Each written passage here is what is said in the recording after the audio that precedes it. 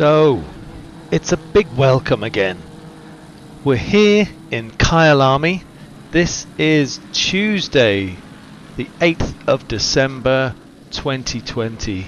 Welcome everyone. Welcome to Tuesday night's Constructors Championship. For anyone who's new and wants to know about it, I'll go through it in a minute.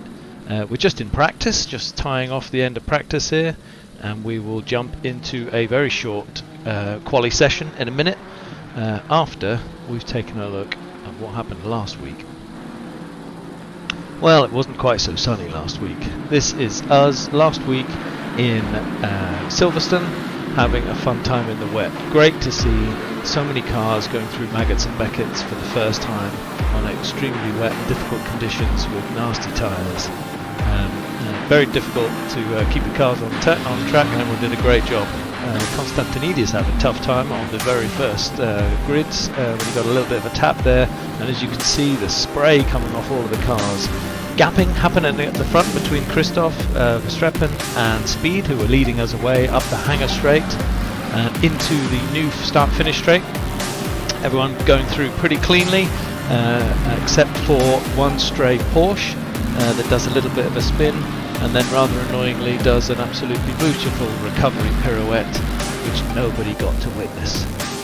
Christoph Verstappen putting the pressure on Speed early days. This was in the first couple of laps. Tries to put it up the inside here as we go out of Farm Curve and into Complex, the Village and the Loop. But Speed holds him off, keeps himself on the inside for the loop here as we then go round to Aintree and out down to Wellington Straight. So good defence there from Jake from Speed. Exactly the same situation a couple of laps later, did not end so well. Christoph a little bit too heavy into that overtaking manoeuvre. That would spin him out and he would recover back to 6th, I think, in the end of the race. Here we see Phil Varley putting the pressure on Schuller, who had to go wide onto the wet stuff, and keeps the run down as he puts brakes down into the final corners here, going into the club complex again. Keeps it on the inside here. That was the key to this manoeuvre, and Schuller sees his there, notices there, keeps it careful, and acquiesces into the final start-finish straight. So Phil Varley moves up to 2nd place. A bit of an issue here between Kai Banks earlier on. Moved to the left, looked like there was a gap, stuck his nose halfway in and got a minor tap there, and that was enough to take him out there, and you can see the driver spinning off on the side there. Very, very tricky to recover. Similar situation a little bit later with James Lacey.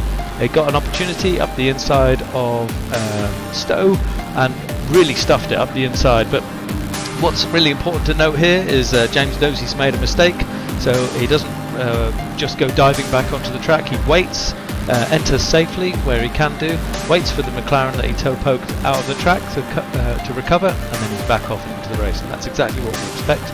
If you do knock somebody off, you wait and cede the position back to them. Kai Banks again pressuring here with Bart Matcher, puts it up the inside, looks to make that move stick, but Bart Matcher gets great traction up the outside there and tries to recover it, but there's nowhere to go. Door is closed as we head down the Wellington Straight, but this battle isn't over. We look on the back of Kai Banks' car here and you'll see just how close it is going down the Wellington Straight. Bart Matcher's not given this one up. This is in the final couple of laps of the race here. Goes to the outside, thinking he might be able to get it around the outside of Brooklands and into Luffield. Gets onto the wet stuff and nearly takes out two Hondas on the outside. But there, what were those Hondas? Well, those Hondas, this we're driving with Schuller, was positioned in 2nd or 3rd place. At 3rd place, I think, at this point. This is a back marker for Schuller. He's coming to lap somebody here. The guy sees him, teammate, of course, both in Hondas. Moves over but doesn't seem to roll off the throttle too much here. Now we're getting a little compromised into the braking zone, and the back marker misses his braking points and toe pokes his leading Honda car out of that corner, which was a disaster. Speed then just really slides through. Phil Varley was making some progress in this race, maybe another 2 or 3 laps, so we might have had a battle there, but it ended up with Jake Moore taking it from Phil Varley, Christoph Taveren, Radek Schuller not actually in 4th, Bart Matcher in 5th, Kai Banks in 6th, Christoph Verstappen in 7th, Nick Newcomer in 8th, Aaron Araday in 9th, and Jacob Tarantino in 10th, and that's 2 Aston Martins in the top 10 there. As we go into race 2, you can see Radek Schuller from Christoph Verstappen, Speed, and Nate Newcomer. This was a restart of the 2nd race because we had a really bad disaster at the front of the grid, which had a big pile up, and unusually we had to restart. You can see Bart Matcher there getting a bit sideways next to Tarantino. Makes the recovery, but then in his haste loses the rear end, spins, and that causes a lot of avoiding action, and then it's just a Dodgems case getting down there. Speed putting the pressure on Schuller at the end of the straight here, and you can see he gets the opportunity to get up the inside, but Phil Varley in the Lexus slides it up right on the inside there, taking absolutely opportunistic moment there as we pass a back marker. Just a great move as Phil Varley steps it up and moves into third place. As you can see, Christopher Streppen in front there. This is Donaldson on Jeffrey Reinhardt, goes around the outside. Reinhardt tries to defend, loses grip, and they have a knock. Jack waits for him, or maybe they just have a chat about the incident that occurred, and while they're chatting about it, a friendly colleague drives by just to make sure everyone's okay. That's what we like to see at racing, RWB club here. Robert De Vries there hitting the sausage, and Tom Weaver thinks, well, I don't need a track to overtake him, I'll take him on the grass. So he goes around the outside, but then outbrakes himself and loses his position back. Robert De Vries defending there. This is on board with HF in his Audi, and you can see the luminous yellow of Jacob Tarantino blasting past up the inside as we go down to Maggots and Beckett's complex. And on board, it's absolutely brutal, the steam. There's very little that you can see of your apexes when you see the other car. And this is Charger taking advantage of a mistake from Alexander Weiss. That's two Lexus against each other, but it wasn't just one car that came past Alexander, it was Xavier Eugeni's BMW that slid through too. This race between the three cars would continue. Xavier making a mistake there on the outside, defending on the inside as Alexander comes up on the outside, and you can see misses his braking point and then just gives a tap to Alexander, which spins him round. Xavier did cede that position back. We didn't show that on the replay, but he did give it back. As if it wasn't bad enough for Radek Schuller's night already, having been poked off by a teammate, he then gets this, which is a disaster for anyone. Bing! As he disappears off the server. So connection issues, unfortunately, for Radek. And now we're on board. Now we're next to the track watching our own guys actually going neck and neck here. Round the outside is Damien Wilk taking a move on the outside of Terry Agaris here. Can he make it stick though? Because he's lost a little bit of traction as he went on the outside. Makes the break into the final section of corners here and sticks it on the inside, and that's a great move. Really good to see, and nice and safe. But then 3 or 4 minutes later, Damien shows us how long it can be to spin the car around. I think that was a personal best there of 100-meter spin. Sorry about that. And Christoph then, Verstappen then just takes the lead here and takes the victory, which really puts Christoph in the controlling seat here. 431 points over speed in second place, with Bart Matcher in third. The gap increasing to Phil Varley, who's showing more and more performance in the car. We see a few too many penalties marked on here in red, a couple of big ones for Terry and also for Domino, which obviously we're hoping to see that right from going forward, so that we don't have so many incidents. Constructors Championship, that's closing. That's the Bentley is just streaking away at the moment, as you can probably tell, with the Ferrari in second place, and the gap then between the Ferrari and the Audi is only 40-50 points here, so it's actually quite close at the top, and then there's a second bunch within 100 of each other, but it's really the Honda and the Porsche still struggling at the bottom of the table there. As we return to our session here, and we're in the middle of qualifying, so let me just make sure I get that fully up. 6 minutes of quali to go, and we are watching Radek Schuller. No quali times put in, so yes, one quali put in there. We've got Stefan Kutnik putting a first time in, and we'll track that through. So we can see the Constructors Championship is being dominated by Bentley, but Ferrari still very much in the battle here, as we move now for this session to Kyalami. So if I just track out a second and see if I can find a nice place to pick somebody up. Let's take an on board of Kyalami track map. Start finish straight. Let's pick up car number 5 if I can. Car number 5. Let's go on board. It just disappeared when I went to press it. Let's go on board with car number 5 as he goes down the start finish straight. We'll go back to broadcast. So this is on board with Madal for one lap. of the very famous Kyalami circuit. So we've just gone past corner 1, would you believe, which is called the Kink, down into Crowthorne. This is corner number 2. Keeping it low gear, you can go flat out round this right-hander, which is called the Jukskai Sweep. The left-hander up to Barbecue, which is what we're now passing round here, which is a great name for a corner. Flat out and moving over to the left for a very slow right-hander called Sunset. This is a real balancing act, keeping it on the throttle, making sure you don't hit it too early, because you will pick up penalty points on the left-hand side there. Breaking down into corner number 7, which is Clubhouse, keeping it as tight as you can on the inside. There's a fair bit of grip on the curb on the outside right there, and down into the S's. This is corner, that's 8 and 9. Very easy to get the car out of weight here.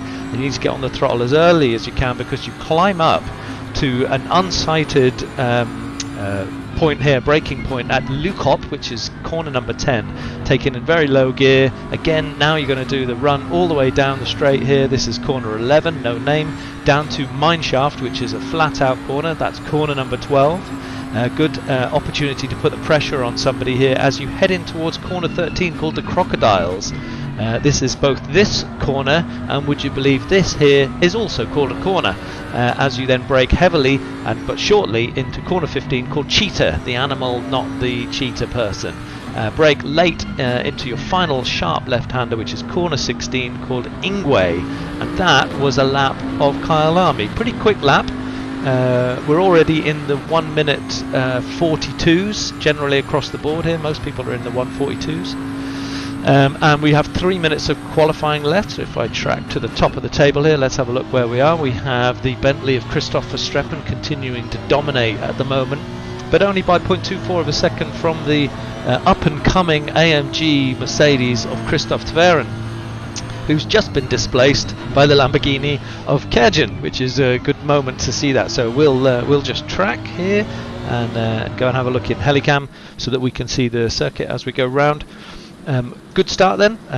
3 or so minutes left. If we just have a little look at Kyalami itself. Kyalami is around 2.8 miles long, 16 corners. It's quite technical. There's some adverse cambers, there's some very tight corners, and some fast bends, sweeping bends as well. Race lap here is actually a 1:35, which will have probably been in a GP car. This circuit is very historic, but it's been in so many different configurations. I don't have the time to walk you through the configurations, even if you were interested. But it's 16 turns, and it's been the home to GP and a number of other different series, and actually more recently some of the Superbikes World Championships. It's just outside of Johannesburg. And it's now actually surrounded by buildings where it wasn't before, so Joburg has been growing all the time this circuit's been here. This current configuration is relatively new. The good news is it's back on the international, it features a little bit more now on the international calendar, because at the end of 2019 they actually had the Intercontinental GT Challenge there, which was a 6-hour race, and even better if you're queued up over the next couple of months.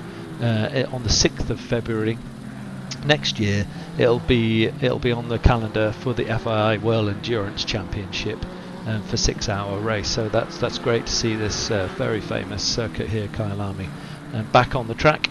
And that's your little track view there. Let's just go on board. So Aaron Araday up on his previous qualifying time and already in 4th position. That'll be by my reckoning, that's the highest qualifying position that Aaron's been in so far. We've still got some of our faster guys. I'm looking down the board here, kind of expecting to see Phil Varley making a showing here. Constantinides is often in the top 10. Damien Wilkes doing great there in 10th position. Bart Matcher, Tom Weaver, that's great qualifying so far in 7th position. But it's actually the Kurjan and Araday who seem to be putting their impression on the circuit. Maybe it's home territory for them, who knows. This is race number 4, as we have 50 seconds left of quali. This is race number 4 of a 10 race series I'll go into as we're having the break before the actual race itself. It's a short qualifying sessions, 10 minutes, then a 30-minute race, then a 10-minute quali, and then a 30-minute race.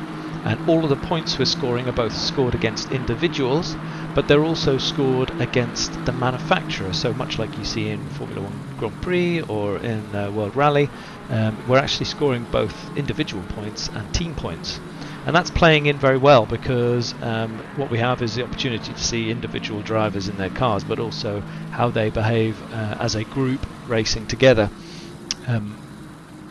But it's a little bit of a difference, because we get 5 races into this season, and each driver has the opportunity to renegotiate their contract with their team, which may mean that they change team. So they change constructor if they're able to negotiate that seat out. Which will really shake it up for the second half of the season, which starts in January. So this will take us up to the holiday break. We'll take 2 weeks off, negotiate whether we want to be in a different car, and if we can barter, bribe, pay,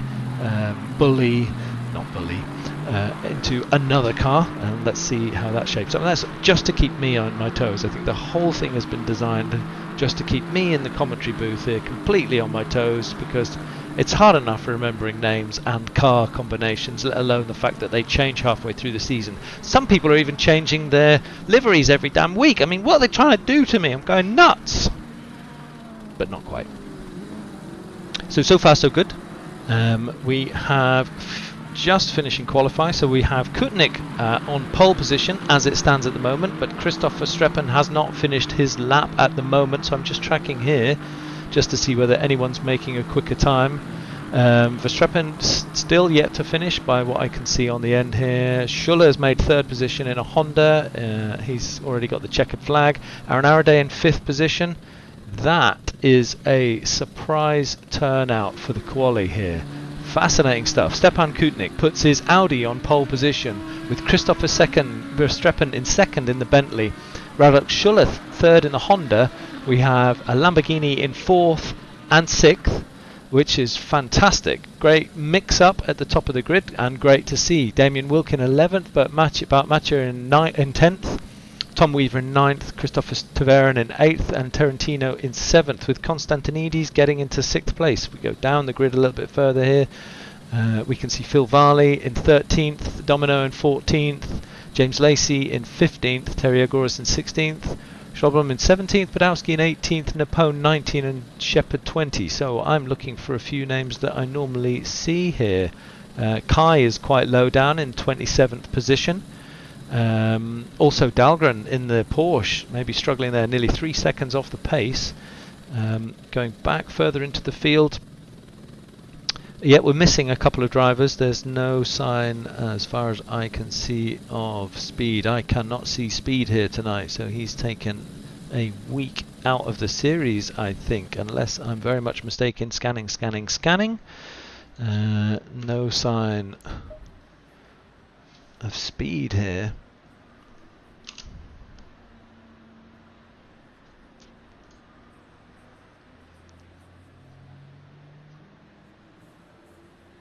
And Nate Newcomer must have just joined, I think, because he's come in at the back of the grid. So a couple of our regular top tenors are mixed up. So that's really given an opportunity here for Stepan Kutnik, who's in 1st position. So he's going to lead us out for this first race, this first 30-minute race. Track temperatures here, 23 degrees C, and we're running at 9 AM. This is a morning race in-game. So interesting looking at the scores there, just going through the Constructors' Championship from what I can see. If we just bring that up on the side there, as you'll be able to see from that grid setup, Audi putting some good points on the board if they can hold this position, but no other Audi until Clinch in 12th position and Badowski in 18th. So it's all on Kutnik's head here for getting Audi up the board there. We have a Lexus in first. Lexus is quite a long way back. Sadly, that's Phil Varley's in 13th, so this isn't helping their cause at all. But the winners here look to be Lamborghini, who are in 3rd, 6th, and 11th and 15th place. So all 4 cars in the top 15 positions, meaning that the Lamborghini, currently 476 points there, has got a good opportunity to eat into the leadership team. To great positions with Aaron Arenday and Jacob Tarantino in the Aston Martins in the top there as well, holding Aston Martin position. So the losers here look like it could be Ferrari in 10th and Lexus in 13th. Of course, everything changes as soon as we start racing.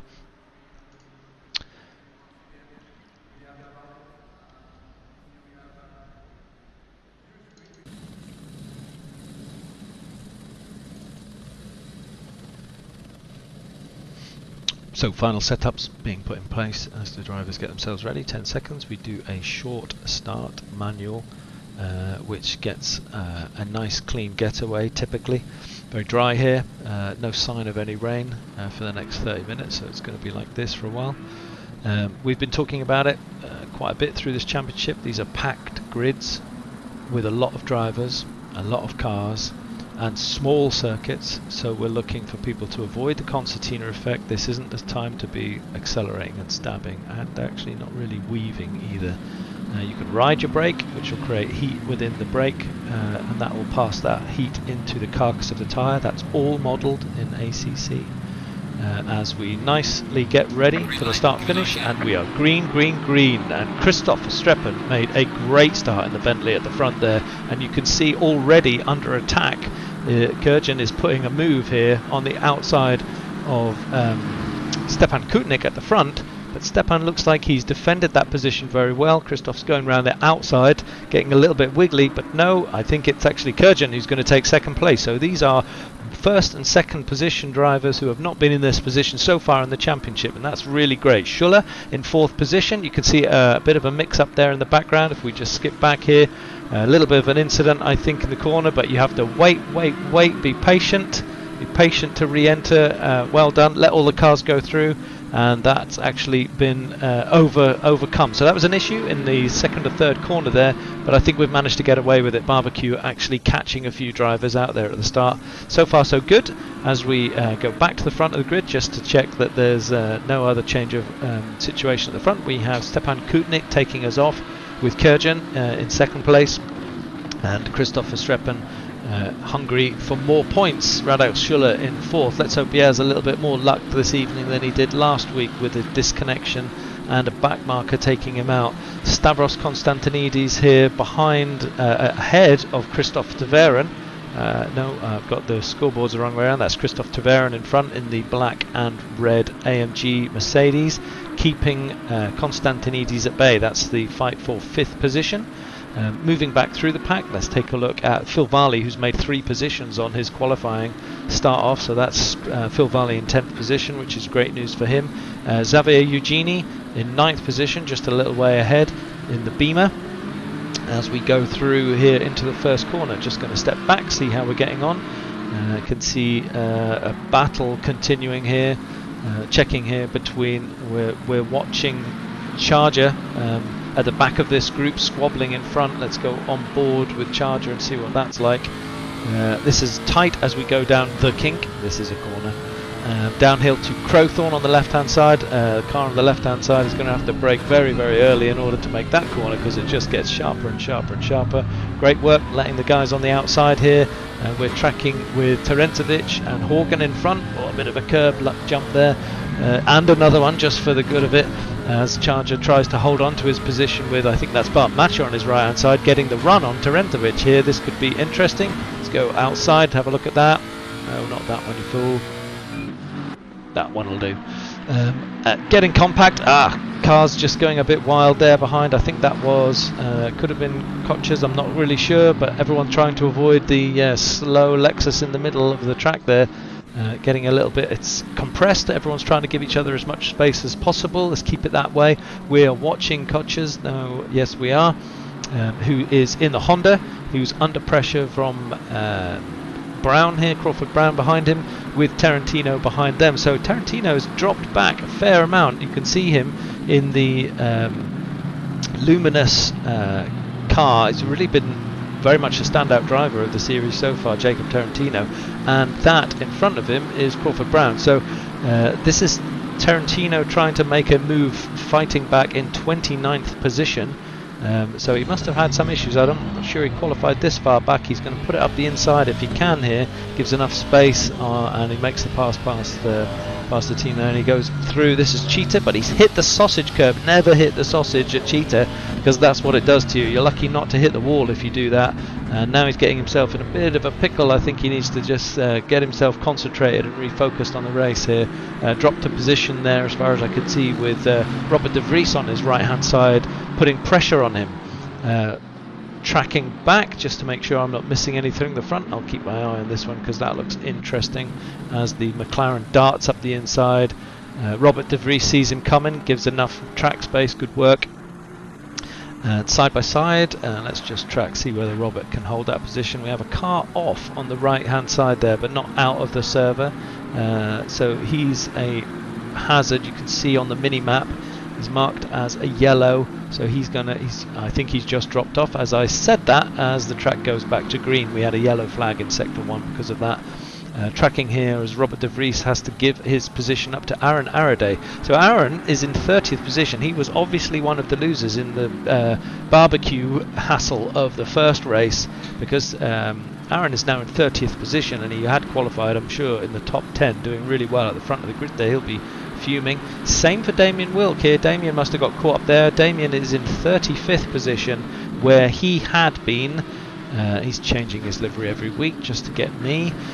So Damien had been in I think the top 15. He was maybe 11th position quali, if I remember rightly, but now down in 35th. So again, probably another one of those who got caught out in that first lap corner. We got Nate Newcomer in the BMW, very fast, making his way through. So he's in 32nd position, and he's now coming through the pack. So clearly struggling maybe a little bit with the Beamer, or probably just couldn't join earlier in the session. Lots of greens on the board here as people start to put in their fast laps. We go back to the front and see how we're getting on. Stepan Kutnik is still holding the first position here, and he is got a nice healthy gap of 1 second.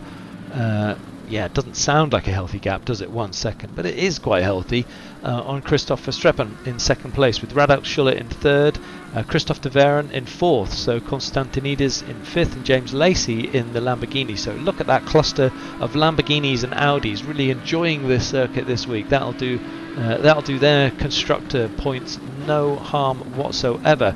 These first 4 or 5 cars all hitting fast laps at the moment. As I go back here to see Dahlgren, Magnus Dahlgren, who is 1.3 seconds up on his fastest lap, and Terry Agoris here chasing Tom Weaver, both of them in the Porsche. They're both 2.3 seconds up, so either the car is connecting after a few laps of this race, or these two guys have made themselves a promise that they're going to pick up their pace. But this is in 17th and 18th position, Terry Agoris and Tom Weaver here in the Porsches.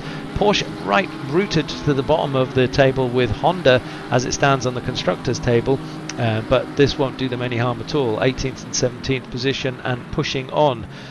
Let's just track back here. People starting to really clock some good times. Just going to check back, see if there's any retirements.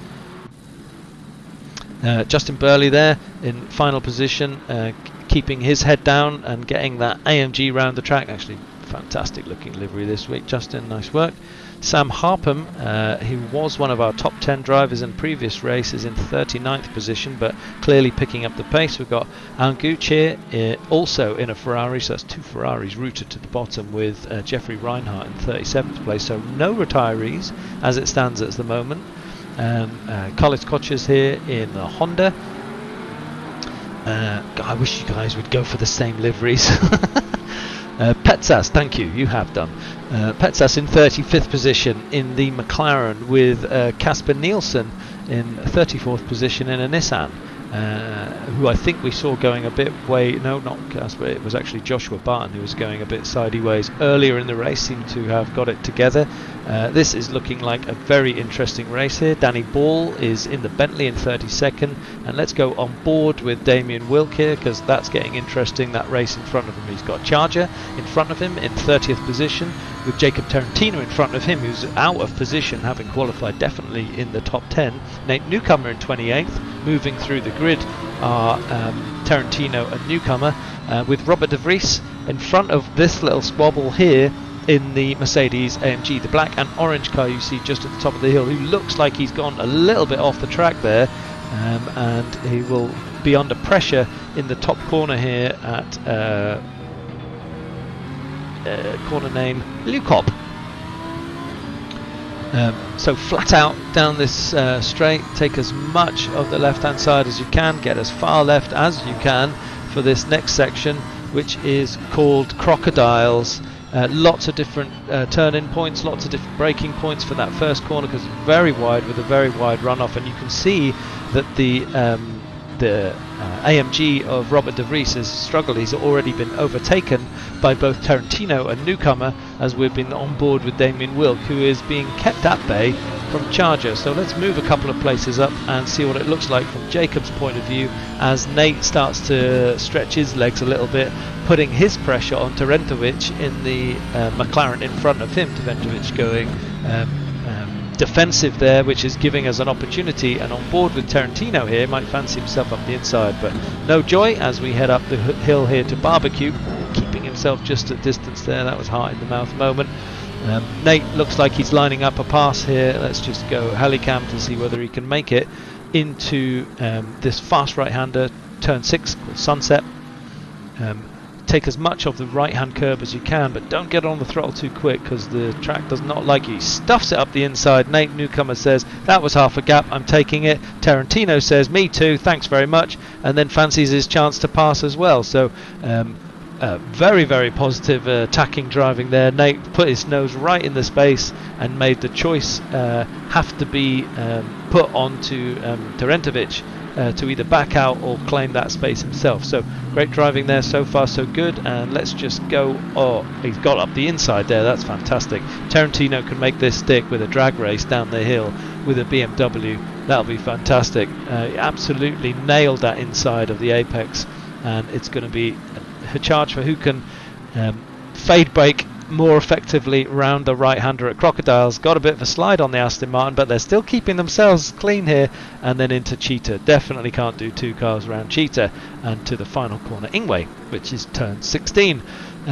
Great stuff there, and he will live to fight again. The undercut on each time, just a little bit of lack of traction there on the back end of the Aston Martin stopped him from getting the drive out of that corner, but he looked like he was going for the undercut. Switch back on the corner exit. So great racing back here in 27th position. As I go back up, let's have a look a little further up the circuit here and just check on our leaders. We have Stepan Kutnik at the front of the race here with Christoph Verstappen now 1.5 seconds. So Stepan having a great race so far, keeping it nice and clean and gapping Christoph in second position. Radek Schuller is behind Christoph Verstappen in third position, and we have Christopher Taveren in the Mercedes AMG keeping it respectable. He looks like he is about to pass a backmarker, which is, I think that's Justin, his teammate. So Justin does the right thing, slides out of the way and lets his teammate go through. And we have Konstantinidis here in the green Lamborghini, keeping the pressure on Taveren, and James Lacey is here in 6th position. So that's, when you look at the board there, that's 3 Lamborghinis next to each other.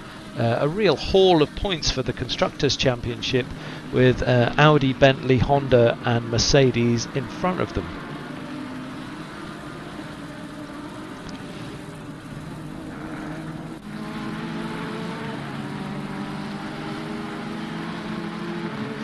Going back through the pack here, this team here is picking up the pace. So I can see Damien is 1.3 seconds up on his fastest, with Robert de Vries in front of him 1.6 seconds up on his fastest, and 1.7 seconds up on his fastest is Nate Newcomer, who just put in, let me check, that was the start finish, it was, he's just put in a 1:43.151, tracking to see the fastest laps here. Best lap that I can see on the scoreboard at the minute is a 1:41.9 41.721, which is Christoph Verstappen's in second place. Just behind that, with a 1 minute 41.787, is Stepan Kutnik in the lead. So those two guys are in the 141s. It's only Johan Kurjan in the Lamborghini, who's currently in 7th place. He was tracking right in the top 3 or 4 at the start of the race, so he's obviously out of position a little bit here. He's the only other driver I can see on the board here in the 141s at the moment. And track temperature has increased by 1 degree, so there's a slight change in traction here. The tyres going a little bit more sticky as we take a little look back further on the track. Petsas is improving on his fastest lap back here in 32nd place, and I'm just going to check in to see if there are any. We have Sam who's in the pits now. Is that a pit or is that a retirement? I think it's a retirement. Justin Burley is in 39th position. We have Sebastian Terentovic, who is clearly struggling, in 38th. That didn't look like a full-pace car there. Alan Gooch is in 37th. Carlos Koches is in 36th, with Jeffrey Reinhardt in 35th. Casper Nielsen in 34th, and Danny Ball in 33rd, behind Petsas in 32nd. Further up the road is Joshua Barton, tracking behind Charger in 30th position. Damien Wilk is in 29th. We're on the back of Robert De Vries. Let's stay with that for a second and see whether he can make this stick into the first corner at Crowthorne. Sorry, second corner. Nice defensive positioning of the car by Robert there, braking right down the inside of the track, leaving it up to Damien to make his choice about where he wants to pass, but making that AMG as wide as he can, again taking the defensive line on the inside, and that might just give him the run. He's got to cover himself off on the left, on the right hander here, but it turns straight into a left hander. So if you've got the balls and you go around the outside here and you can make it stick, you can keep it on the inside, which is exactly what Damien Will's got in mind. He's going to try and stick it up. No, he isn't. He takes the safe bet and makes sure that he gets the car around the corner. So this battle continues. Let's just keep the count forwards going. So that's Damien Wilk with Robert De Vries in front. Jacob Tarantino in 27th position, tracking Nate Newcomer in 26th. Crawford Bound just up the road in 25th. And I think I have a fail here for Martin Horgan, who is off track, so he's either out or retired. And Daniel Merchant is in 24th position. Aaron Araday is in 23rd. And Alexander Veitch is in 22nd, with Domino in 21st. Madal in 20th, but Matcha just up the road at having a ding-dong here with Kai Banks in the Nissan, and Terry Agoras just up the road from both of them. Magnus Dahlgren is ahead of him in 16th position, Tom Weaver in 15th, Kevin Shepherd in 14th, Turo Napone in 13th. Look like they are passing a backmarker to me, with Emil Schloblem in 11th. Now into the top 10 with Xavier Eugeni. Christoph Verstappen is in 9th. So Christoph has had a bit of an issue. He was tracking higher up than this, but he's clearly had an off. I'll have to track back on that later. Alistair Clinch is in 8th and Phil Varley in 7th. So Phil qualified 13th, probably not so happy with that. Has made 6 positions in the first half of this race. We've got Marco Badowski in the Audi here in 6th position. Jan Kurjan in 5th, James Lacey in 4th, Stavros Konstantinidis in 3rd, Radek Schuller in 2nd, and Stepan Kutnik in 1st. So I'm looking at that scoreboard and thinking Audi and Lamborghini are all over this race. The Bentley of Christoph Verstappen has dropped back to 9th position, and we only have a Honda and a Lexus and a BMW in the top 10. So it's 3 Audis, 3 Lamborghinis, and these drivers are loving this circuit. 12 minutes left to go on race number 1 here at Kyalami. So it's a 10-minute quali, 30-minute race, 10-minute quali, 30-minute race. This is race 1 of 2 tonight, which is Tuesday 8th of December 2020, the year nobody will ever forget. Great showing this last couple of weeks in the Tuesday night series. This is the Constructors Championship you're watching. Really full grids tonight. If I count back, we are on with 39 drivers. I think we had 40, but we have a dropout, I think. So 40 cars on track, and this is the 4th race of 10. So scores are coming up. We'll take a quick look while we're trekking here at the front with Stepan Kutnik at the Constructors Championship. So far it's looking all Bentley, but tonight everything changes. Unless Christoph puts in a blistering end of race 1 and race 2, it's looking like that gap is getting eaten into, but sadly not by the Ferraris, who are closest placed, but actually by the Lamborghinis and the Audis. So really that's going to be shuffling them up the pack, but still probably behind the Bentleys. No speed this evening, so Christoph's out there in the Bentley at the front end. He has, for teammates, if I just check back through the scoreboard here, Bentley teammates for Christoph, he's gone back to 15th position, so I need to check. Either something is going wrong with Christoph here, he's getting himself out of rhythm, or he's struggling with something about the car, or he's had an impact. I'm going to have to see if I can take a closer look at the car.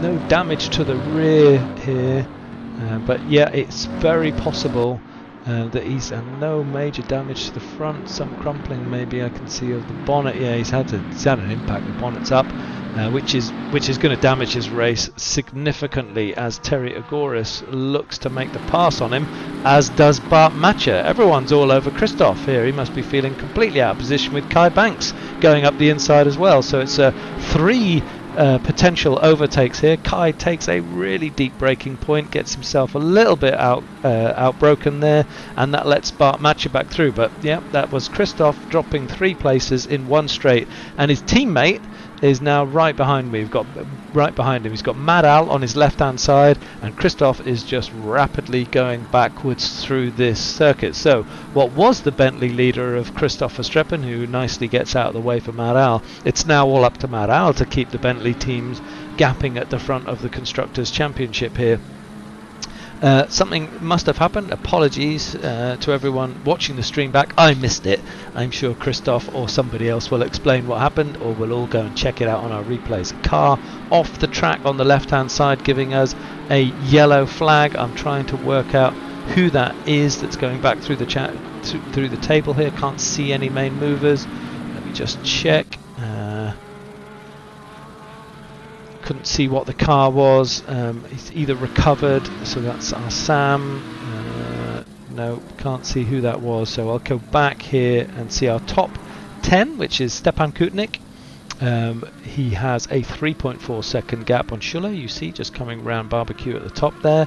Radelk is ahead of Stavros Konstantinidis, who is our first placed Lamborghini, with the Lamborghini of James Lacey behind him, and Johan Kurjan. I can hear Damien Wilkes squealing with joy at 3 of his teammates in the top 5 here. Marco Badowski in 6th position in the Audi. I want to check that because Marco is looking pretty quick. He may be trying to break up the party, the Lamborghini party here. Phil Valli steadily making his way up the grid here. He has a 142.864 142.291 as his fastest lap, but so far still only 4 drivers in the 141s. Jan Kurjan, Stavros Konstantinidis, Radek Schuller and Stepan Kutnik are our 141 club at the moment, as Phil Valli takes the opportunity to put it up the inside there, I think, of a struggling Taventovic. We go back, we see Alistair Clinch, who is in 8th position in an Audi with Xavier Eugeni, and he has for company he has Schroblum. I'm not going to say it again. Over the back of him here, but you can see that Schroblum is under pressure from Christoph de Veren, who was thinking about putting up the inside. Great to see these cars so tightly packed. So it's Emil, maybe I can't start calling him Emil, yeah. Emil behind here with Christoph de Veren behind him and Napone behind. So this is a very, very close pack of 4 cars, and we are fighting for 9th place on the back of the BMW of Xavier Eugeni, who's been very, very solid performer all season, and he's been very reliable, scoring high points each time, and really safe and clean driver, definitely a model RWB driver. Can't help but feel here though that Emil has just lining up this move for as soon as he can. Gets great drive out of Barbecue, not really got to have much chance to make this stick. Let's go camera side to see whether you can get it on the outside of Sunset. Just incredibly difficult. There's no traction around the outside, and that BMW just seems to have grown in width. Let's take a look from the height, see whether anyone can make a move. And I'm tempted to just go back on board with Christophe Taveren, who is at the back of this pack of 4 cars. Sorry, he's not at the back, it's Turo Napone. So this is the view from Napone's car, and we have an incident in front that looked like Terencevic got a bit muddled up there with Emil, and they took each other out. So that was this group taking on a back marker, and I think maybe there was a bit of a mix-up of communication, because it was definitely the McLaren, I think, of Terencevic who was in contact there with Emil as they made the pass. That makes this life a little bit easier. So Emil, who was placing his car right underneath the backside there of Xavier Eugeni, is now out of competition for this particular part of the track. So this is on board with Turo Napone, who's in 11th position. We're 5 minutes from the end of this race, and so far it's still looking very much like the Audi and Lamborghini show. Great to see a mix of different drivers winning this circuit. Kyle Army has really thrown up some surprises already this week, and that's really good. Didn't want to see the Bentleys just running away with it.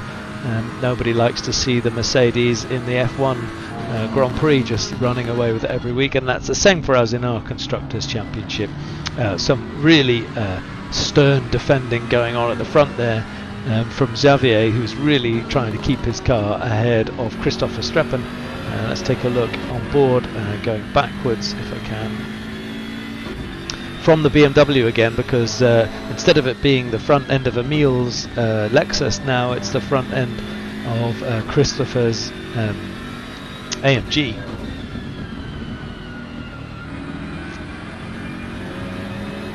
And we're watching this, but actually Xavier is only 2.6 seconds behind Alistair Clinch in 8th position, so they're definitely tracking here as we take a little look.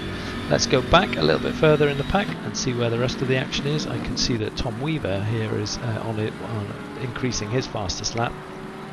He was green there for some while. So we have Turo Napone, as we were tracking on board there in that little pack of 4, with Kevin Shepherd behind, and Tom Weaver a little bit further back on the road in 13th position. Emil Schoblum here, now having spun, is defending as best as he can from the Ferrari of Magnus Dahlgren, who puts it up the inside. He's obviously struggling with a cameraman as usual.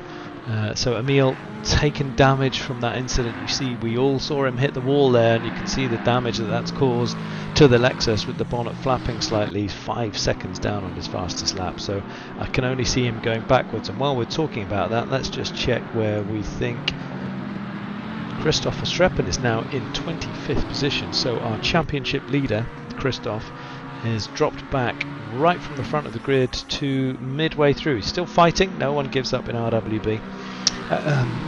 Emil Schoblum has got Kai Banks for company. He looks like he's going to make, there's nothing that Emil could do. He knows his car is really badly damaged. He's got 3 minutes to hobble it home as much as he can, and be safe, defend, cause people to really work hard to pass him, but he's just going to get past here. So behind Kai, we've got Terry Alboris, who looks up for the fight as well, with Domino just a little way down the road for them, and Madal on his backside for company. That's our top placed Bentley, who are Constructors Championship leaders on the race 4 of 10 here. Aaron Araday in the Aston Martin, in the luminous Aston Martin, making his way through the back marker, with Alexander Weich in the Lexus in 22nd position. We watch Crawford Brown here, he's in the McLaren, fighting off Jacob Tarantino, who has moved himself up to 24th position, remembering that Tarantino had qualified quite high in this race, if I remember rightly, as had Aaron Araday. So struggling a little bit in the race up until that point. So on board here, just tracking, see whether we can keep Jacob at bay for the last couple of laps here. Let's go back and check. Jacob is in 24th position, ahead of Nate Newcomer in 25th, and in 26th position we have Daniel Merchant, and Christoph Verstappen going backwards to 27th position, with Robert de Vries in 28th and Damien Wilk getting a hunger. These two have been at it for a lot of this race, and you can see the astute defending of Robert de Vries continues, but you can't help but feel with a minute to go that Damien's going to have to put a move on here if he wants to make this stick, because he only has effectively one lap to go. Tries around the outside of Robert de Vries, gets the boot in there. He might have enough. Let's track this as we go down the start-finish straight, past the kink, passing a back marker. That looks like Taventovic on the left there. Looks like the AMG just had enough power, but again, just middle of the road braking there, thinking about a switchback for Damien, so he gets a little bit more pace up the hill as we go up through Crowthorne and the Juksai sweep left onto Barbecue here. Track this for a minute, but we will go back to the front of the grid in a second. Joshua Barton is in 30th place, Charger is in 31st, Danny Ball in 32nd, Casper Nielsen 33rd, Petsas in 34th, Alan Gooch 35th, Jeffrey Reinhardt 36th, Carlos Koches in 37th, Sebastian Tarentovic 38th, and Justin is in 39th, with Sam Harpham looking like a retiree. Let's track back to see how we're getting on at the front. It's still Stepan Kutnik at the front in the Audi, going through his final section of corners here, with Radek Schuller behind him, speeding up, but still 1.89 seconds behind. Stavros Konstantinidis is in third, with James Lacey in fourth, Jan Kurjan in fifth, Marco Badowski in sixth, Phil Varley seventh. 8 is Alistair Clinch, Xavier Giugini in 9th, and Christoph Tverin in 10th. So as it stands, this has been a real shake-up for race 1 at Kyalami here. Absolutely wouldn't have predicted that these would have been the cars at the front, but that's wonderful to see such different names, different drivers and different manufacturers, because that's what it's all about. And when you think about it, it could be the driver and the car combination, or it could be the car and track combination that really pays off here. We could even be going into the second half of the season with tracks that lend themselves more towards Audis and Ferraris, for example. Surprised that the Porsche hasn't been a little bit more pacey. It's a very difficult car to drive, and some were saying it was a little bit overperforming in the previous section, but who cares? Stepan Kutnik comes through lap 18, takes his car through to first position, with Schuller in third, Stavros Konstantinidis leading our line astern nearly. That's fantastic. Great work, guys. We see all 3 Lamborghinis going through almost line abreast there, and Marco Badowski coming through in the second positioned Audi. Phil Varley bringing that Lexus home. Alistair Clinch now in another Audi.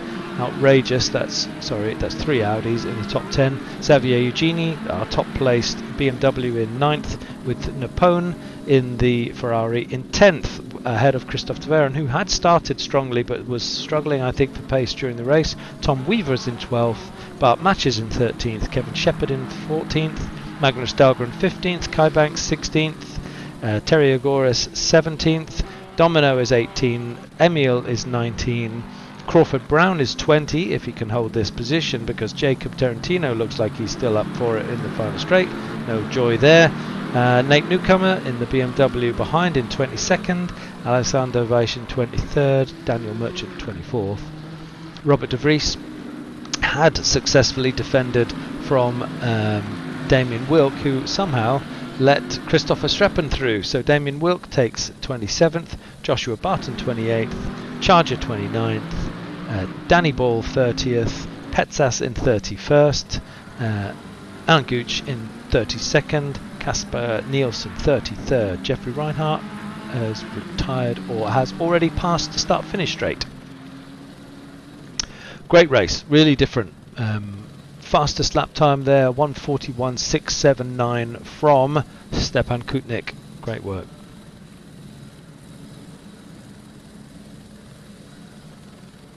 We'll take a break and then we'll hit the next qualifying session.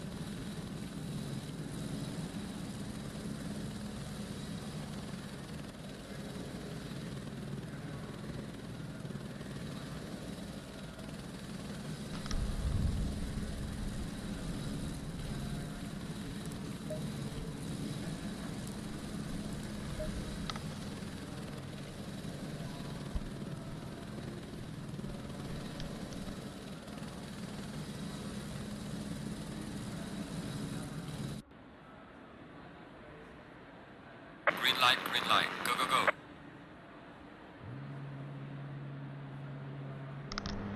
Great view of the pit. You can see how busy the circuit is.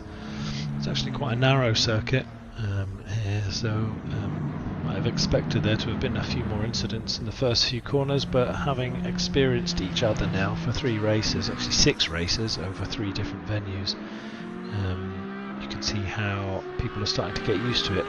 And if I was a steward, I would have had Christoph Verstappen passing the pit lane line there on exit.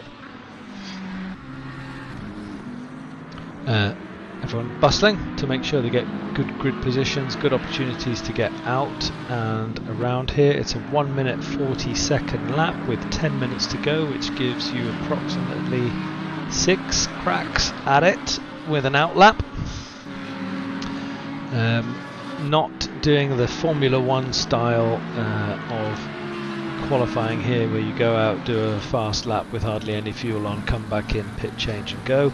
10 minutes is just not enough here, so everyone will take on probably 6 or 7 laps worth of fuel and then just go for it in their quali setups. Christoph has hit the wall, I noted there, so Christoph obviously having a bit of a tough night tonight, but he's our championship leader and there for a reason, because he's a very fast quality driver, so expect to see him fighting at the front of the grid for the second race.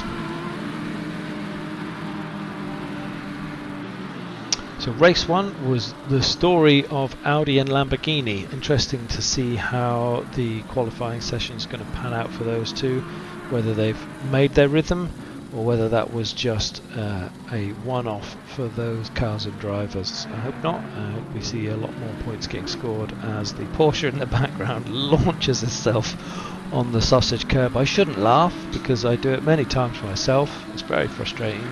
Cheetah is a tough corner to get right at full pace.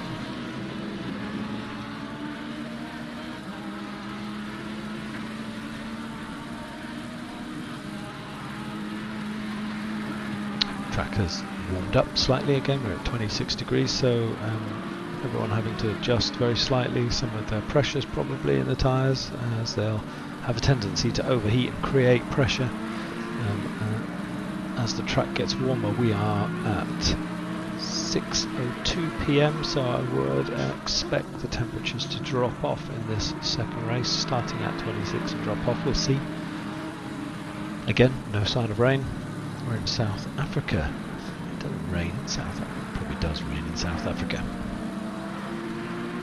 So let's take a little look at this setup here.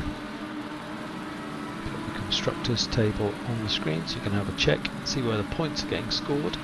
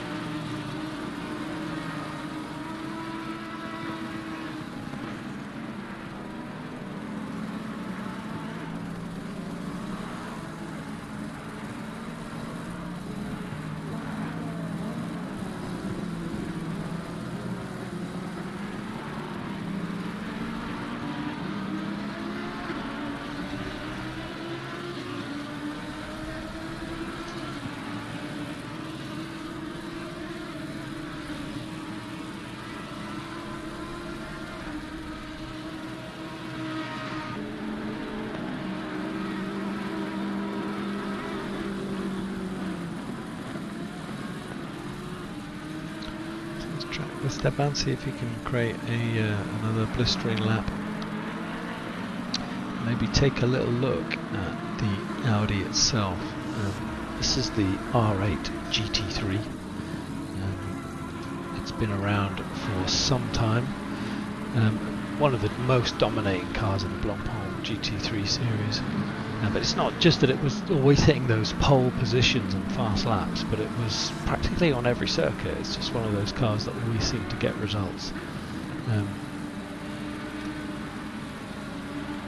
It's actually a bit of a Lamborghini Huracan GT3 in disguise, actually both vice versa. They are very similar. After all, the cars, they have the same chassis and the same engine, so that's actually a fact I realised before. And the wheelbase is absolutely identical, but that, frankly, is where the similarities completely end. The really differences are in the suspension geometry and in the engine tune and the power delivery.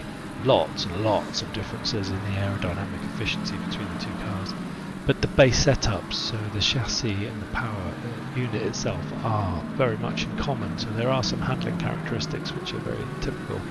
Audi is a bit of a stiff rear-ended car, which really helps it to rotate and maintain some of that rear suspension movement, keeps it under control. It's pretty stiff, anti-roll bar, but the lack of camber gain when the car rolls, so it's a good amount of kind of negative static camber in the car, if you like. Power delivery, electronics and the sound all quite similar, so actually there's a lot of similarities between the two cars that we saw out there. Stepan putting in a fast lap, only marginally ahead of Constantinides, so here we have the Audi and Lamborghini comparison continuing. So the Huracan's engine is actually a little bit pacier than the Audi, but it does actually feel a little bit more docile under power. So, but these are really, really tiny differences between the two. But the two cars perfectly seen here next to each other on the stream. Lots and lots of similarities between the two cars in the way that they've actually been created. Radel Schuller has absolutely smashed through with a lap time of 1:40.821, which is a clear 0.6 of a second ahead of the rest. So he's come in, job done. Going to have a quick coffee break. Stepan's still out there on a faster lap. If he can navigate past this other driver, he's going to have to back out, I think. Yeah, I think he lost most of his. He was 0.3 of a second up there. Still not enough to get pole position. But this is what happens. There's so many cars on a circuit that's so short, there are compromises. It's quite difficult in your 6 laps to make each one count because there's such a lot of traffic. Christopher Streppen currently in 5th position. Looks like he's 0.3 seconds up on his own lap here, which would put him, maybe in 4th position if he keeps that together. Terry Agoras in 6th position behind him, also 0.1 of a second up, as Constantinides goes faster as well in his current sector. So the top 4 or 5 are still putting better times in. Where are we missing? Phil Varley is in 7th, so out-qualified himself from the first race at the moment with 2 minutes left of quali. Christopher Veren in the Mercedes is dropping back there to 10th. Christopher Veren. Christopher Streppen is in 6th position, so been dropped by Bart Matcher. So Schuller has made his move on pole position here. Just going back here through the timings as they come through, who's really making a big move. Sam Harpham charges up on his time as well. It may give him, we've got many drivers here currently in the pit having not gone out to quali, whether they are disconnects or whether they have been otherwise taken. We have a minute left and there are many cars in the pit who have not attempted to qualify for this second session. Emil is nearly a second up on his own time. Clinch is in the pits. Stavros is up on his own time, so he goes through to 2nd place, stealing it from Stepan Kutnik. So Honda, Lamborghini, Audi, Lamborghini, Bentley and Bart Matcher woken up in race 2 to put his Ferrari in 6th position with Terry Agoras in the Porsche in 7th place. Congratulations if you can keep that stuck. Porsche need as many points as they can and clearly been struggling on some of the circuits, but Terry is the standout lap time as it stands at the moment with that Porsche on 7th position.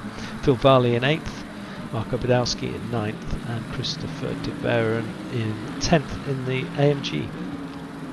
Aaron Araday, who was a high qualifier, and Tarantino, who were high qualifiers before, not actually appearing, as is Jon Kurjan as well in the Lamborghini, struggling to show his previous race performance. He's only 1.4 seconds down here on the top time, but even still, yeah, that's nowhere where he wants to be at all.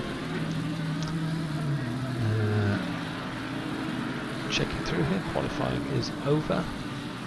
And that looks to me like Radek Schuller, who does have a tendency to perform better in race 2, notably in the series so far, seems to get his eye in the first race, and then stretches his legs in the second race. So Radek Schuller's put that Honda on first position again. That's not his first P1 here.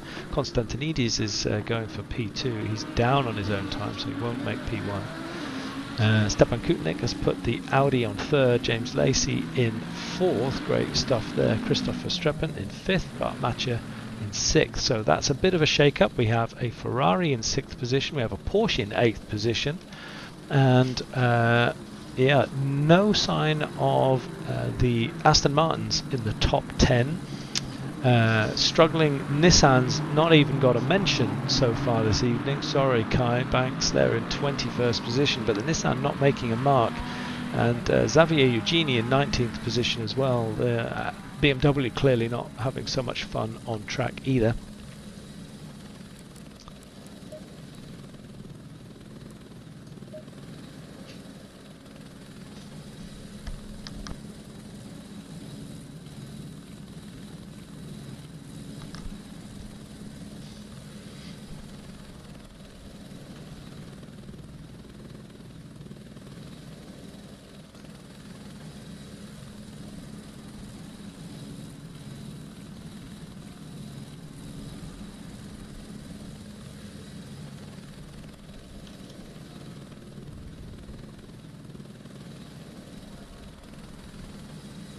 While we wait, let's take a little look at the Porsche.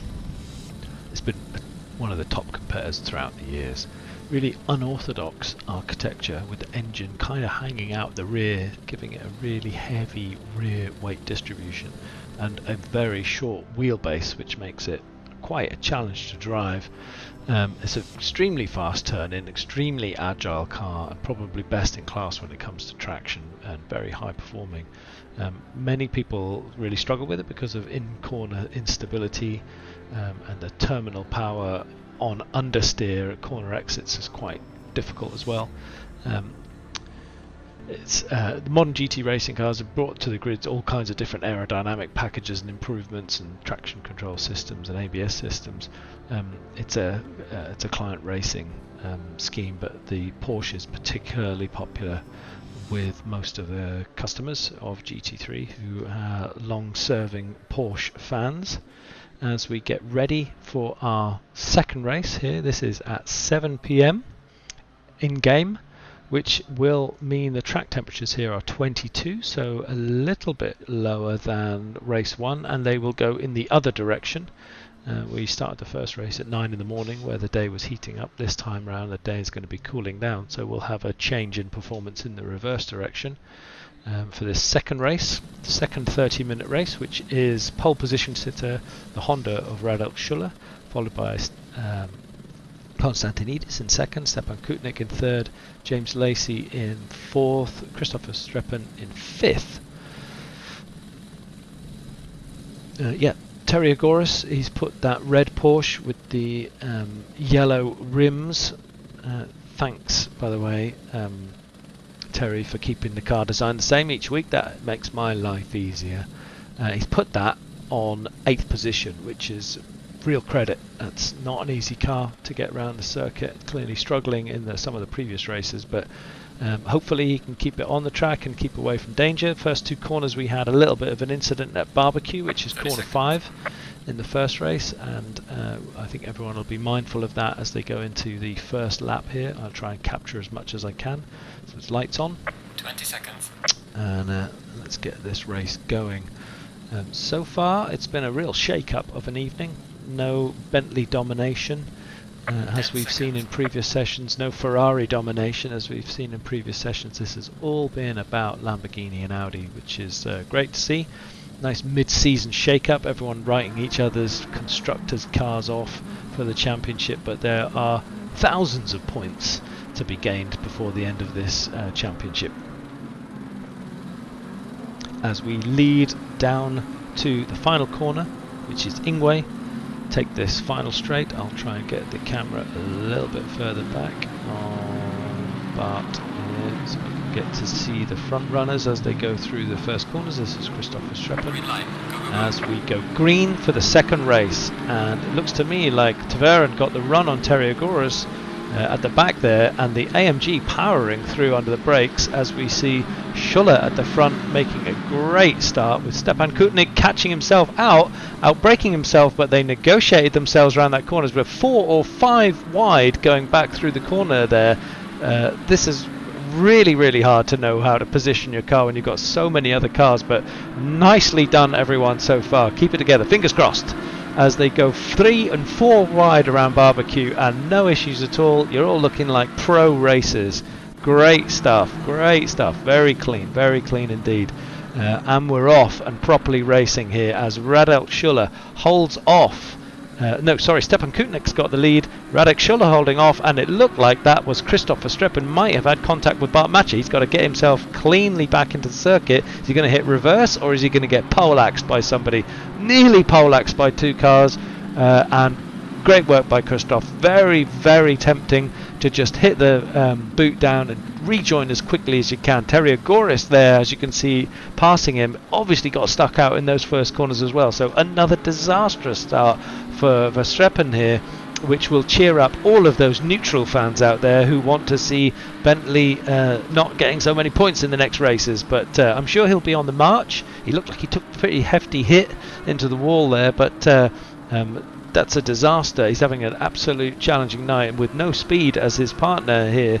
Jake's not on the server, so that means Bentley are really going to struggle for points this lap, this evening, as Stavros Konstantinidis gets very wiggly on the final corner. Ingwe, as he goes down to the kink, defending now from Bart Matcher.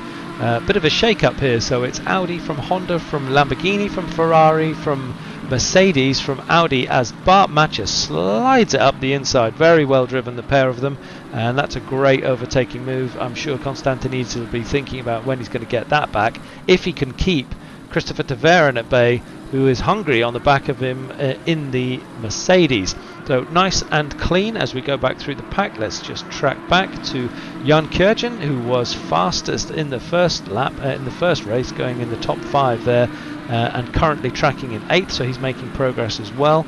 Just checking where Phil Varley is in 9th there in the Lexus, so he's a front place Lexus, as we see a little battle. Konstantinidis looks like he might be going a little bit backwards here, having let who is that? Who's that? Is that a back marker? No, he's got Phil Varley for company by the looks of it, so slightly out of position on my scoreboard here. Let's go on board with Phil Varley in 9th position. That looks like Konstantinidis in front. It's Konstantinidis in front, not Kjörgen, as the scoreboard was saying. So Konstantinidis had some rhythm issues, or maybe he's had an impact, but he's been falling back very quickly in this race, and you can see how the night is closing in, and the cars are going to struggle for grip as the night gets colder and colder. Let's go back outside to see how that works out. So we have a Lexus here in 9th position with Aaron Araday behind in the top positioned Aston Martin. Honda from Audi at the front with Bart Matcher in the Ferrari in 3rd, so that's great. So Ferrari were nowhere in race 1, and they are currently 2nd place position in the Constructors Championship, so they're looking for as many points as they can get. Christopher Tverin is the highest scoring Mercedes for the 2nd week on the trot here in 4th position, having put Marko Badowski back into 5th. Tracking back, let's go to our highest placed Nissan, which is Kai Banks in 15th position. and he's chased by Eugenie in 16th. So Eugenie good 6 or 7 positions back from his first race finish, and Damien Wilk is much further up the pack here in 17th with his teammate James Lacey, who was in the top 6 right behind him. So question is Damien going to let James Lacey through? Of course he's not. I mean, we're talking about it being a Constructors Championship. Maybe he will do. James was very fast in the first race, and Damien really struggled. So whether he got damage early on and he just couldn't keep it, but we're on board with Damien Wilk, looking on the back of him as we get the compressed tracking going into the corner on the top of the hill, which is called Brain Fart. No, it's not called Brain Fart, it's called Blue Cop. Heading through Mineshaft and now down to Crocodiles. James continuing to put the pressure, and you can see the pack there. So this is the fight for 17th position with Damien Wilk holding off his teammate, and you can see Dahlgren there making a move. He might stick it up the inside there, and he's trying to, but I think that Lamborghini is just going to have too much pace for James Lacey to be passed. And sure enough, he's compromised himself as Magnus, and now we have Petsas making a move on the outside with Nate Newcomer for company behind them in 21st position. So Petsas trying to put a move on the outside.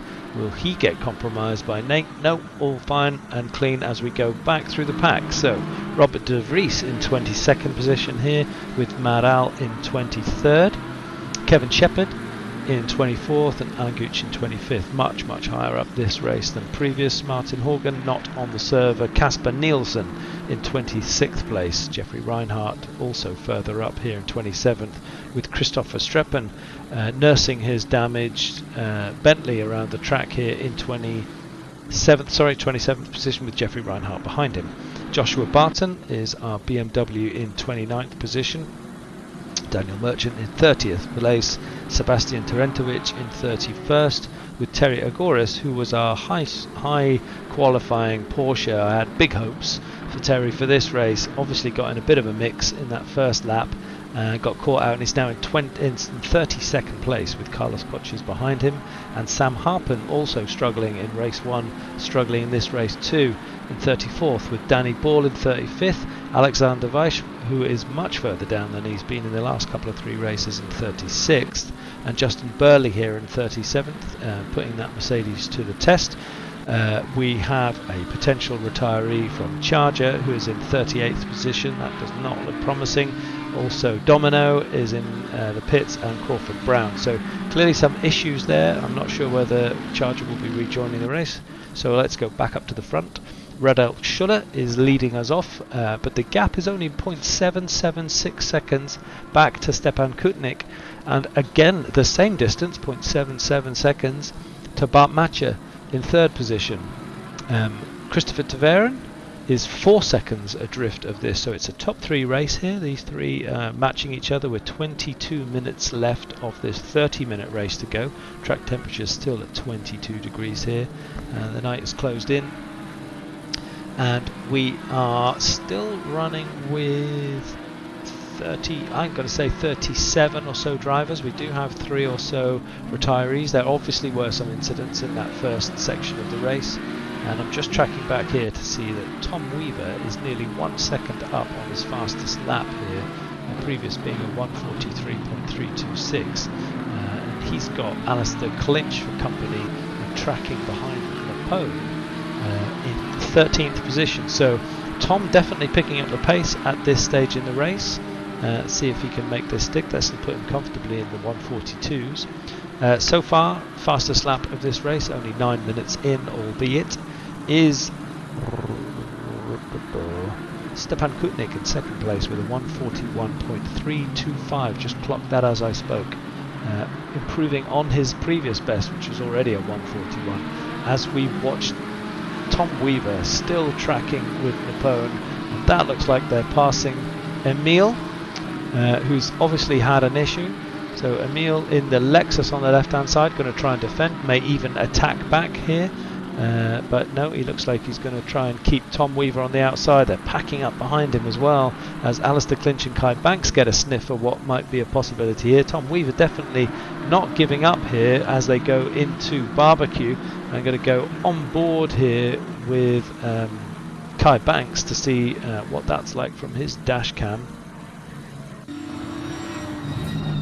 Side by side as they go around Sunset, keeping it patient as you can be on the accelerator. Great looking footage, looking on the back of the car and the headlights. Nissan not having a great weekend here, not having a great race here so far, struggling in the first race and currently holding 15th position. Kai has been driving up higher in the rankings in previous races, but clearly struggling to get this track nailed. Maybe it's an unfamiliar track, maybe it's just not a great track for the car, but you can see how these four are tightly packed. Let's move up a car into Alistair's seat and note the V10 change here. Sparks flying off of the cars in front, which looks great, and we're on the back now of Tom Weaver, who was the man on the move before. They're all going a little bit slower now as they're holding each other up slightly, trying to find good track position. Everyone going very wide there at Cheetah, and now a defensive move surely by Emil on the inside as Tom attempts the move again. Lovely to hear the screaming Porsche ahead of him. Let's go on board with Tom and see whether he can make this one stick up the inside by flipping to cameraman, and he's awake. So definitely this group of 5 or 10 cars probably within a second and a half of each other here as they track round. You can see we've got behind us Alistair Clinch, Kai Banks, Eugenie, Damien Wilk, James Lacey and Dahlgren, all pretty much in this pack of cars right behind, sorting each other out a third into the race. Got a bit of a drop in temperature already, down by a degree. Probably lose another 1 or 2 degrees by the end of this race, which does have an impact because it definitely affects your tyre pressures. Sometimes for the better and sometimes for the worse, depending on how you did the setup of the car. Tracking back through the grid, everyone going a little bit slower. I'm assuming that's partially because of lack of traction, with the exception of Petzas, who's 0.3 of a second up on his previous fastest lap here. Likewise, Napone on the move, picking his pace up in 11th position. Obviously getting a bit of a taste of what it would be like to be in this little pack here. If we go on helmet, very, very wide entrance there for that corner into Crocodile as we head down towards Cheetah.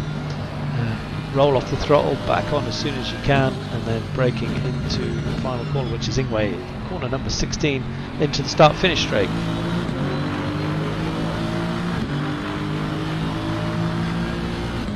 So in front of 7 laps in, with Stepan Kutnik only 0.6 of a second behind Radek Schuller in first position, with Bart Mancha now getting dropped a little bit, 1.9 seconds behind in third position in his Ferrari.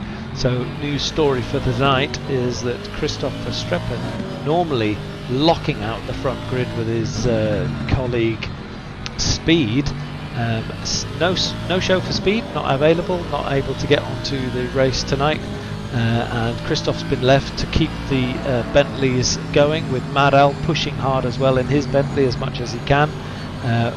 But Christoph has had a bit of a disaster of an evening, qualifying in the top 5 on both occasions, but struggling through lap 1 or lap 2, had an incident definitely in race 2, which we saw, but we didn't see the incident that he must have had in race 1 because he slipped all the way back through the grid. So Bentley scoring very low in tonight's Constructors Championship, with Audi really going for it and Lexus also stretching their legs. Some points being scored by Ferrari in this race, but not so many in the previous race. We'll see if Bart Mancha can keep that Ferrari in third position as we take a look outside at Aaron Araday in 10th position. Let's jump back a few cars and see how we're getting on with Xavier Eugenie. So you can see the cars, all of these are for track position. Most of them are within a second or 2 of each other, so it's kind of getting compressed here. Let's check the back of Damien Wilkes. We saw this view earlier in the race, which is Damien looking back at his teammate James Lacey, who was in the top 6 finishes. Apologies for my poor memory, I can't remember his exact position. And Damien, who was struggling in race 1, has now made up a lot of positions, and he's in 17th position in the second race. We're pretty much halfway through this race, and these guys need to get a jog on if they're going to maximise their points for this race. We had a great qualifying position earlier from Terry Agoris, who I think is a retiree. That's a big shame. What a great opportunity that was. Charger was in the pits as I watched earlier, but he's now exited, so he's been back on track. No giving up in RWB, right? 36th position for Charger, with Carlos Koches in 35th, Sebastian Terentovic in 34th, Alexander Veitch in 33rd, Sam Harpen in 32nd, Danny Ball in 31st, Kevin Shepherd 30th, Daniel Merchant 29th, Joshua Barton just ahead of him in 28th, with Jeffrey Reinhardt some way up the road, tracking behind Nate Newcomer in 26th. Casper Nielsen's in 25th, Alan Gooch is in 24th, putting lots of pressure on Robert de Vries actually, and Christoph Verstappen is just ahead of them in 22nd position, behind Petsas in 21st. Mad Al is our highest placed Bentley in 20th. So he's keeping the Bentley flag going, and look at that pack of cars in front there as Dahlgren tries to go around the outside of Damien Wilk. So this is Magnus Dahlgren in 19th place. Sorry, they keep switching. I think Damien is going to defend this one to the end of the earth as we go to Crowthorne, corner number 2. Dahlgren puts that Ferrari around the outside. That's not easy, and they are still neck and neck. Damien squeezing on the inside there, going on the grass as a consequence, and then losing his track position to get a good exit out of Barbecue. So it was a little bit of a tight position to put the car, and now he's got Mad Al over the back of him in the Bentley.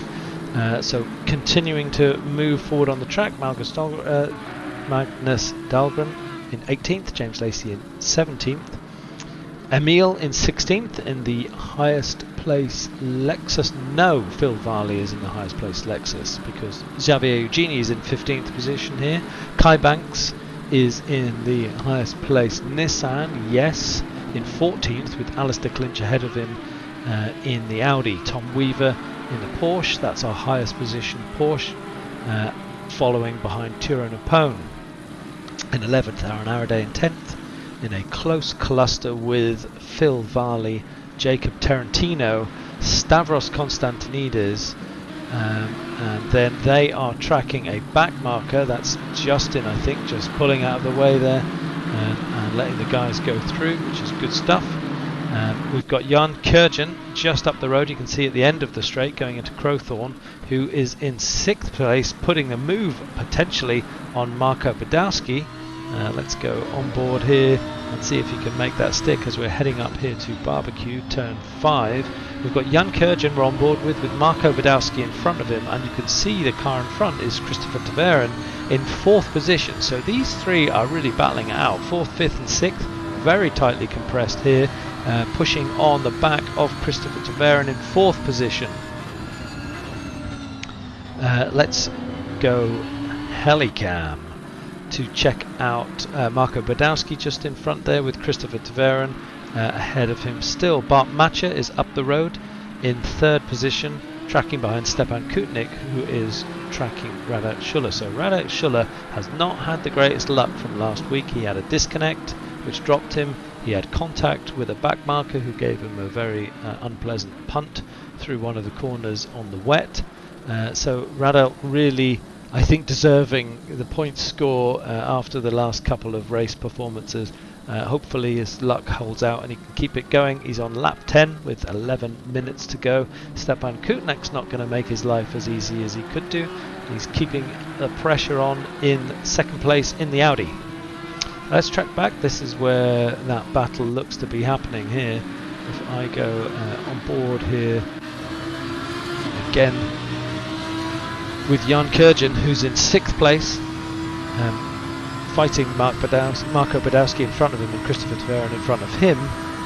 This one looks like it's going to continue, each one pushing the other to try to make a mistake.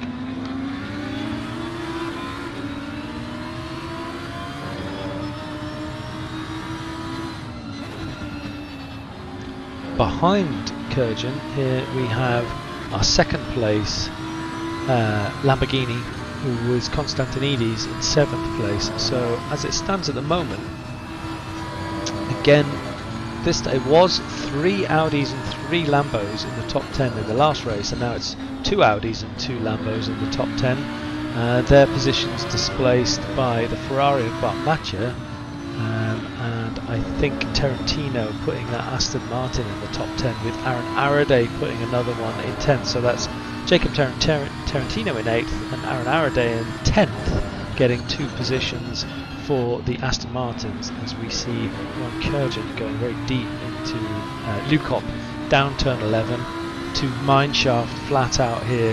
They all look like they've got the run on the Mercedes in front of them, as he takes a very defensive line into that final corner.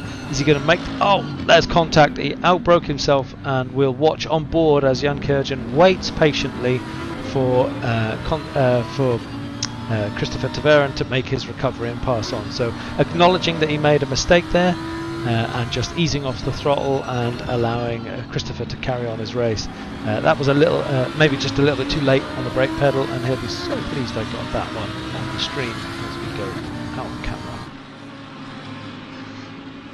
Constantinides now being given the opportunity, you can see in the background, to catch these as they were fighting over each other. The question is, will Marco Badowski take advantage of this situation and make a run for it ahead of them? So these 3 now packing up instead. I'm sure Christopher will be fuming that he hasn't managed to keep it ahead. Maybe lost a little bit of rhythm. You can see him exiting the pit there, exiting the curb there.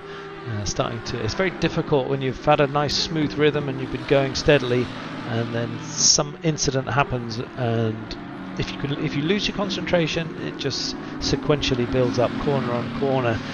The trick here, even more so I think in the longer endurance races, is to have such a strong safety net of solid and safe laps that if you do make a mistake or you have an incident, that you can just return to that safe place where you're always able to put those consistent times in. But it looks to me like he's under pressure there, Christopher Taverin, and he seemed to really let Constantinides through here. Either outbroke himself or got out on the non-so-sticky stuff, and Kurjan makes his move and moves up to 5th. So unfortunately Christopher Taverin is heading backwards at the moment. He's got nearly 8 minutes left of this race. Still plenty of pace left in the car, but he's just got to keep his rhythm going here as we're tracking in. Badowski does look like he's made a bit of a run for it. Now a couple of seconds up the road, but Matcher 7 seconds adrift of Stepan Kutnik, who will not let go of the back end of Schuller. Now Schuller looks like he's coming up to a back marker. Is this back marker another Honda? Are we going to see a repeat of last week? Let's stick with this for a minute. Nope. Moves aside, back marker lets them both through, and Schuller will breathe another sigh of relief there as he passes another car. Keeps his first position 13 laps into the race.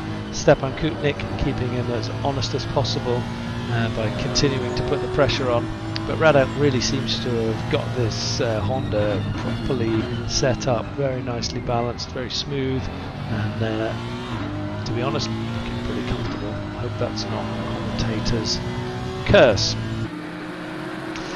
Let's track back, see where the action is. Christoph Verstappen, our early race crash from I think 2nd or 3rd position at the time, is making a recovery drive. He's in 20th position, and he's tracking ahead of Damien Wilk, who is in 21st position, and Madal in 22nd position. They've made their way past Robert de Vries, and Alan Gooch is now attempting the same manoeuvre here from 24th position. Let's go on board with Alan here, go in cockpit.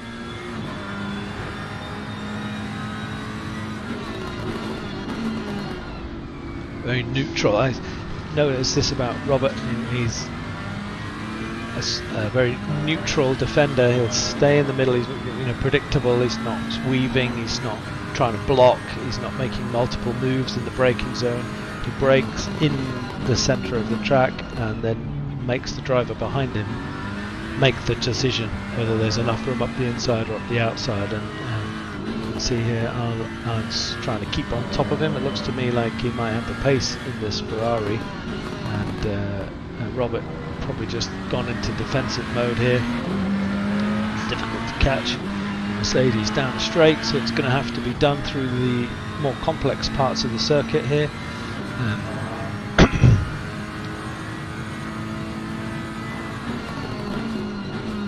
Obviously everybody knows I like calling Alan Gooch because everyone knows him as Big Al.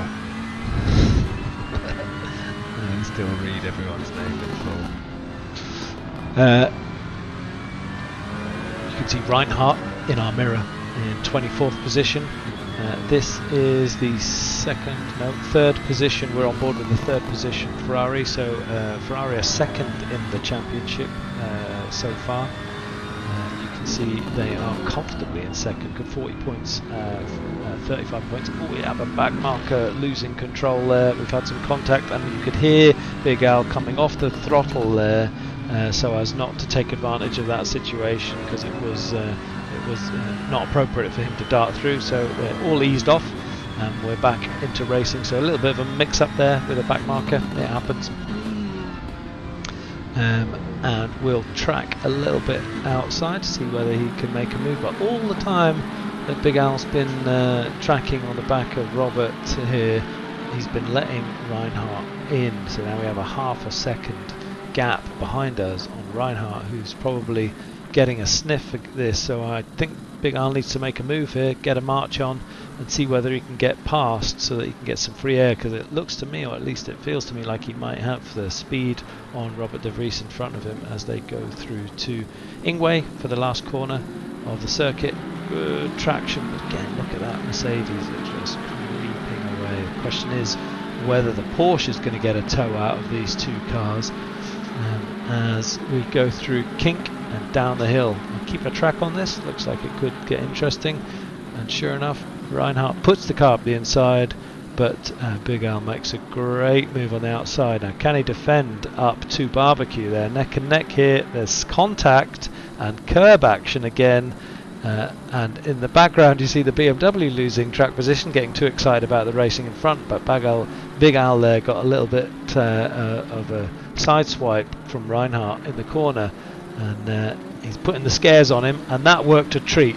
You see Big Al put his car up the inside. He looked like he was going to make a move. He never was going to make that move. He hit the brakes late, pulled out of the move, but spooked Reinhardt properly there, and Reinhardt run wide out of Sunset. So a bit cheeky there. Now he got so excited, he's gone a little bit wild into the chicane here. So it looks like he's held his position and kept defending, but really trying to focus on the car in front. And what we can see behind is Nate Newcomer now getting a sniff in this battle. So while we thought it was all going to be about Jeffrey Reinhardt making a move, it's actually Nate Newcomer who's on the move behind us. So let's just keep an eye on that for a minute as well. This is getting quite compelling. We have 2 minutes left of the race. I need to track forwards just to check how we're getting on. Radel Schuller is on his 16th lap, 0.8 of a second ahead of Stepan Kutnik. I think they are just matching each other for pace as it stands at the moment. So that's a Honda on Audi with the Ferrari of Bart Matchett in third and the Audi of Marco Badowski in fourth. Kurjan is in fifth and Constantinidis is behind him in sixth, with Christophe Taveren in seventh, Phil Varley in eighth, Aaron Araday in ninth, and Jacob Tarantino in 10th. So 2 Aston Martins, 2 Audis, 2 Lamborghinis. That's been the way it's been for most of this race, as we see Aaron losing a little pace on Tarantino, but I think they're under strict team orders. I mean, if you're coordinating your liveries, you're probably chatting with each other as well offline to make sure you have a team strategy. And Chiro Napone is in 11th position with Tom Weaver not giving up on this chase. This is Porsche on Ferrari, and we're going into Crocodile, I believe. Yes, oh, it's going sideways there in the Porsche. And then into Cheetah for the penultimate corner. Everyone taking a little bit of extra curve on the left hand side there. Let's keep tracking out here as we go. Xavier Eugeni in 13th place, Emile in 14th, Alistair Clinch in 15th, James Lacey in 16th with Kai Banks in 17th, Magnus Dahlgren 18th, Petsas in 19th, Damien Wilt 20th, Mad Al 21st, Robert De Vries in 22nd with Big Al behind him in 23rd. 24th is Nate Newcomer, Jeffrey Reinhardt in 25th, Joshua Barton in 26th, Kevin Shepard in 27th, Daniel Merchant 28th, Danny Ball 29th, Sam Harpham 30th, Casper Nielsen 31st, Alexander Weiss in 32nd, Sebastian Terentovic in 33rd, Carlos Koches in 34th, Christopher Streppen really struggled. I think that's a retiree for Christopher Streppen. Charger is in 35th with Justin Burley in 36th. Terry Agoris is a retiree, Domino is a retiree, and Crawford Brown is a retiree as well. So I think that's 4 retirees maximum, as we'll track with Radel to see whether he can hold off. And he can't. I've just managed to get the stream right in the penultimate corner there. That was Cheetah, and that was Schuller going wide, hitting the curb and letting Stepan Kutnik through. So, wow. Just in the very final corner, Stepan Kutnik sneaks it from Schuller. I was going to say his luck is held out. Schuller has managed to keep this, but in the penultimate corner, he's just hit the curb, lost control of the car. Bart Matches come through in 3rd, Marco Badowski in 5th, Jon Jurgen in 5th, Stavros Konstantinidis in 6th, Tavern in 7th, Phil Varley in 8th, Aaron Araday in 9th with his teammate Jacob Tarantino in 10th.